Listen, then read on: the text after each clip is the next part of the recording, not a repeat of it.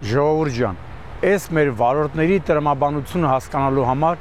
պետք է մի կողմից ամուր նյարդեր ունենաս, մյուս կողմից հարբած լինես։ Այդ ձեր տունը շինվի, ասենք ձեր համար ճամփային ասֆալտում, որպեսզի հետո չբողոքեք մեքենաների անսարքությունից, դուք տանում ջարդում փշրում եք։ Հրեն Սիլիկյան թաղամասից դեպի հարավ-արևմտյան թաղամաս տանող ճանապարհը սարքվեց։ Այ մարդ, շաբաթ չկա, որ չգնամ այնտեղ, բայց ոչ թե այն նորակառույցներով հիանամ, այլ այս կամ այն վթարից տխրեմ։ Դրա համար եմ ասում, որ այս մեր վարորդների ճանապարհները անքնելի են։ Ուղղակի ոմանք բախտ ունեն, ոմանք ոչ։ Հեսա, խնդրեմ, հերիք չէր լավ ճամփայա մի հատ էլ BMW մակնիշի մեքենա, վրան էլ սատանայական 6-ով համարանիշներ։ Բա որ գումարեք նաև արյունը եռացող երիտասարդ վարորդ։ Պարզա չէ, որ հենց այս վիճակն էլ պիտի ստանանք։ Ընդ որում, կասկադիորական վթարը տեղի է ունեցել կեսօրին մոտ։ Ինչի եմ սա ասում, որ երբ մութ ա լինում, վարորդները դժգոհում են, թե բա չտեսա, չգիտեմ, լույս չկար ու նման բաներ։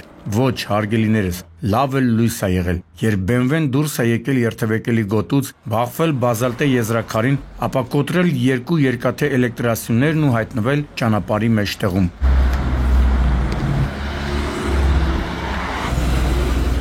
Մի վիրավորա։ Բարեբախտաբար, այո, վարորդներ, ու թող մեկը համոզի, որ այս ավերածությունները հնարավոր էր գործել առանց մեծ արագության։ Իհարկե ոչ, գլխակեր BMW-ի հիվանդանոց տեղափոխած վարորդը պիտի պարզաբանի, թե ինչու է իր օրգանիզմում ադրենալինի ավելցուկ։ Հասկացանք, որ BMW-ն արագության տեսանկյունից խեղճացող չի, բայց ասեմ իմանաս, որ մարդուն ուղեղը տրվել է, որ քիչ մը աշխատեցնի։ Հետևաբար, քո նմանների համար այս կարգի մեքենաները բավականին վտանգավոր են, ու ոչ միայն քո։ Ուղղակի, ինչպես արդեն ասացի, բարեբախտաբար միայն ինքն է եղել մեքենայում, ու բարեբախտաբար այլ մեքենայի չի բախվել։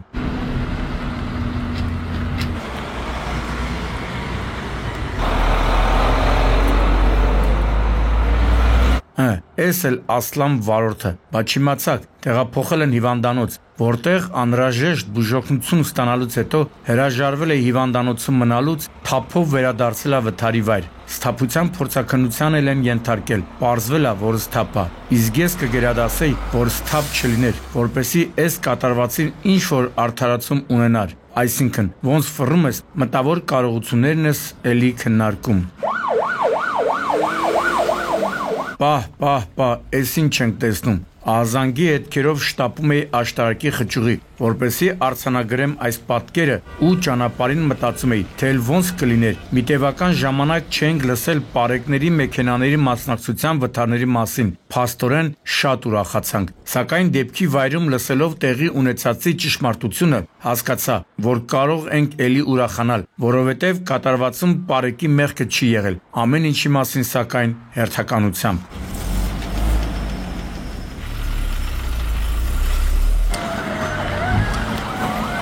Պետք չի մասնագետ լինել հասկանալու, որ այս դեպքում եւս գործ ունենք մեծ արագության հետ։ Մեքենաների վնասվածքները հենց ասվածի վկայությունն են։ Նախորդ դեպքի հետ մյուս ընդհանրությունը կայանում էր նրանում, որ վթարը տեղի էր ունեցել էլի օրը ցերեկով։ Ու մինչև հետևանքները ներկայացնելը ասեմ, որ վթարի ենթադրյալ մեղավորը Infiniti-ի վարորդն է եղել, ով նախ բախվել է Mazda-ին, ապա ճանապարհի թույլատրելի հատվածում կայանված պարեկային ավտոմեքենային։ Հենց այս հանգամանքը նկատի ունեի, այո, պարեկային մեքենան կայանված է եղել։ Այս մարդը իր ճամփով գնալս լսայեղ է ենել։ Այս խեղճ կանայք լավ վախեցած կլինեն, բահում կատակ բան չի, խոշոր վթարի մասնակից դառնալ։ Ասեցին, որ մի հոգու տեղափոխել են հիվանդանոց։ Ասացին, որն է, հենա ինքներդ տեսակ, թե ինչպես էին պարեկային ու շտաբօգնության մեքենաները տեղափոխում։ Դատելով մեքենաների վնասվածքներից, աչքիս Infiniti-ի վարորդն էր։ Ամենաշատը հենց այդ մեքենան էր տուժել։ Իսկ ինչ դաս պիտի քաղենք այս մի դեպքից։ Դա էլ դուք որոշեք։ Ես միայն աքսիոմատիկ ճշմարտություն կասեմ, որ ամենից առաջ պետք է պահպանել արագությունը։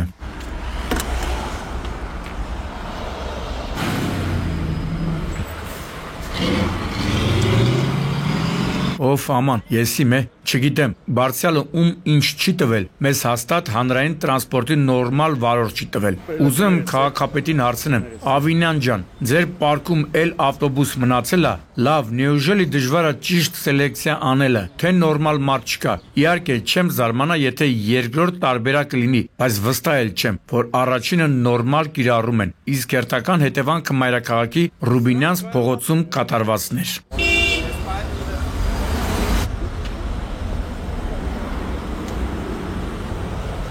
Քանի վիրավորա տղերք։ Հիմա կասեք, թե ինչն է եղել այս շղթայական վթարի պատճառը, եւ ուրեմն էլի օրը ցերեկով թիվ 97 երթուղին սպասարկող ավտոբուսի փառապանց վարորդը ոչ տանում ոչ բերում է, բախվում է ճանապարհի թույլատրելի հատվածում կայանված Mercedes Sprinter-ին, ինչի հետևանքով վերջինը բախվում է ծառին ու ճանապարհի թույլատրելի հատվածում կայանված Mazda-ին, վերջինն էլ առաջ ընթանալով բախվում է ճանապարհի թույլատրելի հատվածում կայանված Honda-ին։ Այդ հարվածի հետևանքով էլ ավտոմեքենայի դետալներն ու ծառի ճյուղերը վնասում են Ռուբինյանց մեկ շենքի բակում կայանված Toyota-ն։ Ֆու, բերանս հոգնավ, մինչև ամբողջական պատկերը ներկայացրի։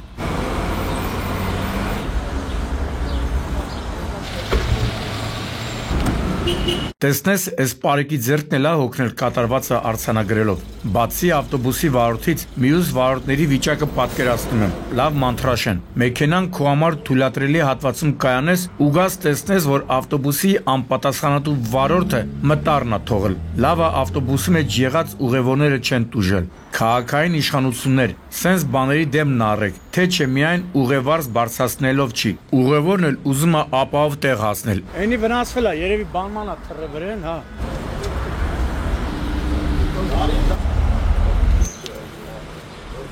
Հիշում եք, թե ժամանակին ինչ ասացված կար քեռու ու Եգանի մասին, թե բա քանի քեռին սաղա Եգանը պիտի շոկոլադ ուտի։ Շամշադինում կատարվածը շտապում է հերքել հայտնի ասացվածքը։ Ակամա ինքս նոր ասացվածք օրինեցի։ Քանի քեռին սաղա կներեք արտահայտությանս համար, Եգանը պետքա փայտիկին թքի։ Բա ինչ ասեմ, ժողովուրդ ջան, պատկերացրեք զարմանքս, երբ տեղեկացա, որ այս ամբողջ աջաբսանդալի հեղինակը քեռին ու Եգանն են։ Քեռին վարել է այս ավտոբուսը, Եգանը Mercedes-ը։ Նույն այնտեղից եկել են այ։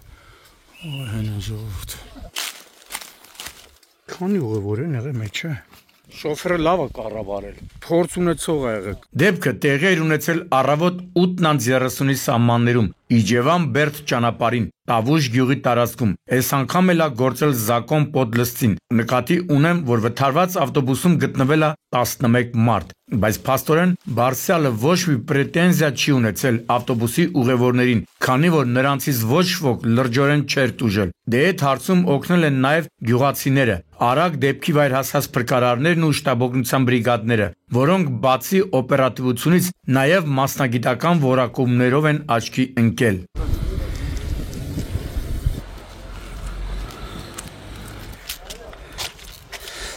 Հրաշք է։ Իրոք ուղակի հրաշք է, որ այս վթարի հետևանքով զոհեր չունեցանք։ Վարորդ քեռու հմտությունն է եղել, թե էլի բախտի հաշիվ է, որ ավտոբուսը ավելի շատ չի խորացել, չեմ կարող ասել, բայց փաստն է, որ իմ գնալուց հետո ավտոբուսը անտառից դուրս բերելու համար ոստիկաններին ու պարեկներին օգնության են հասել Պաշտպանության նախարարության այն զորամասի զինծառայողները, ովքեր ճոպանի միջոցով են այս զռլաման դուրս բերել անվտանգ վայր։ Ինձ հետաքրքիր է, թե ինչ խոսակցություն կունենան քեռին ու Եգանը այս դեպքից հետո։ Դե նայած ով է սխալ եղել։ Ասում եմ, իսկ կարող է լավ հարաբերություններ չեն ունեցել, ու սենց ճակատամարտ են սարքել։ Դժվար, չնայած չեմ չորտ նեշուցիտ։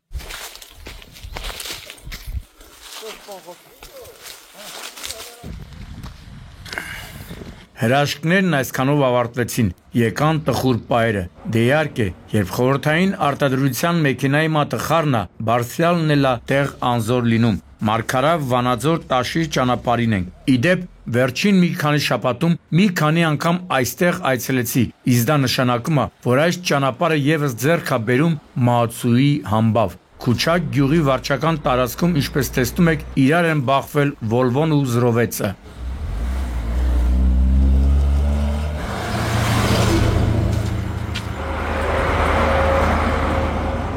Մեքենաների ստացած վնասվածքներից երևում է, որ գործ ունենք ճակատային բախման հետ, քանի որ թե զրովեցի, թե Volvo-ի առջևի հատվածներն են հիմնականում վնասված։ Վնասվածը որն է, պարզապես բացակայում են։ Իսկ դա նշանակում է, որ մեքենաներից մեկը էլի դուրս է եկել հանդիպակաց։ Երևի արագության գերազանցումից հետո խախտման այս ձևն է ամենատարածվածը։ Հիմա կանցնենք տխուր վիճակագրությանը։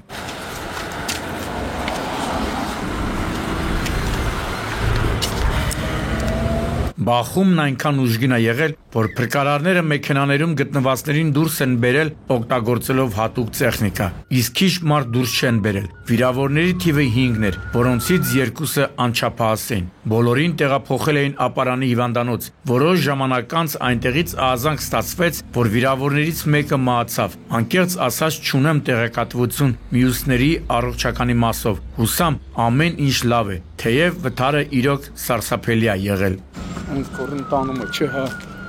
Այնա տեղափոխում են Երևան 4-ին էլ։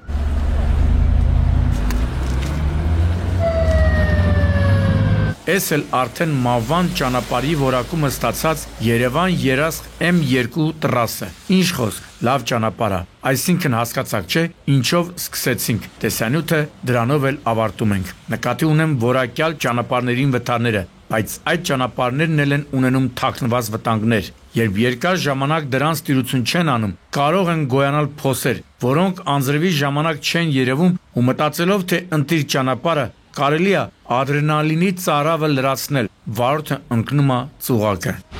Անձրևի ձուն է գալի, սկսում են իրար մեջ մտնել։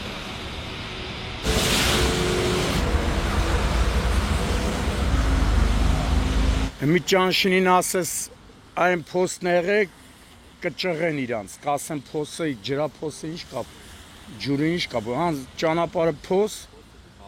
անձրևը կուտակվում է։ Եվ խնդրեմ, Ford Transit-ը դուրս է գալիս երթևեկելի գոտուց, մի քանի պտույտ շրջվում ու գլխի վայր հայտնվում է դաշտում։ Դատելով մեքենայի կողքի արկղերից կարելի է եզրակացնել, որ հալալ քրտինքով ապրող գյուղացու մեքենա է։ Երևի տարել էր ապրանք հանձնել, որ ասում եմ կարկուտը ծեծած տեղն է ծեծում, ասում է քերիքա Գագո ջան։ Այդ ասացվածքը ամեն անգամ ասես, բա ինչ անեմ ժողովուրդ ջան։ Այդ ոչի մի քանի ասացվածք ուղարկեք Facebook-յան էջից, դրանք կօգտագործեմ։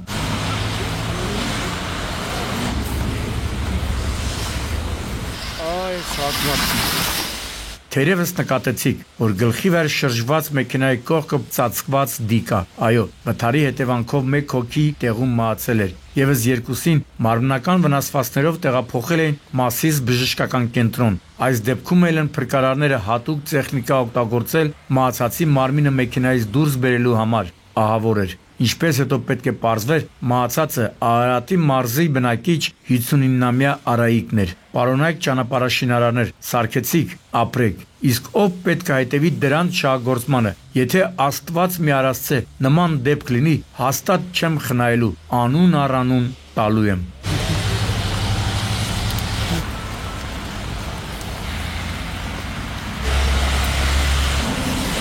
Գագիկ Շամշան, Սուրանկյուն։